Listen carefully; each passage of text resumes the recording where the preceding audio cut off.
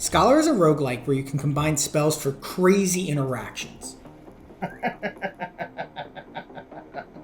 mean, I don't know if it's any good, but it sure looks cool. And don't let the graphics fool you. The mechanics of spellcrafting can be surprising. This is much deeper than you'd think. I think there's a lot more here. I've been blown away by its reception. Am I enjoying Scholar so far?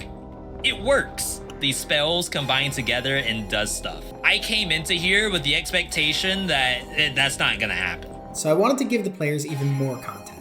How much more? How about a completely fleshed out collectible card game inside a roguelike? The year is 2005 and I'm obsessed with two things: Pokemon and Ragnarok Online. Everyone knows the fun of Pokemon, collecting monsters and building a team to battle players. Ragnarok might be a little bit more obscure though. It was an MMO where you'd fight monsters to level up to, fight tougher monsters. The most exciting moment of Ragnarok though was finding a monster card. These were very rare drops that would increase your character's power immensely. What if I could combine both of these games in Scholar? Welcome to Drifter. This is a card game that you play against all the villagers you rescue in the game. This is how it works. You summon monsters onto the field and equip them with spells.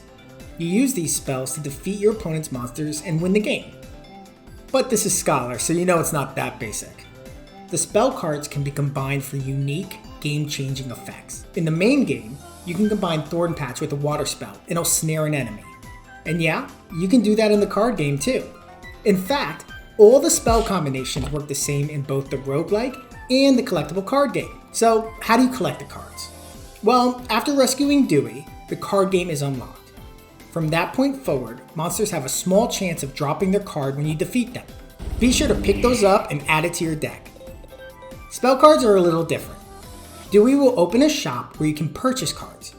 The shop rotates its selection every time you go to the village. In order to purchase the spell cards, you'll need to cut down trees, mine minerals, and collect carbon. Bring these materials back to the village and play a mini game to craft them into advanced components. You can then use these components to purchase the spell cards.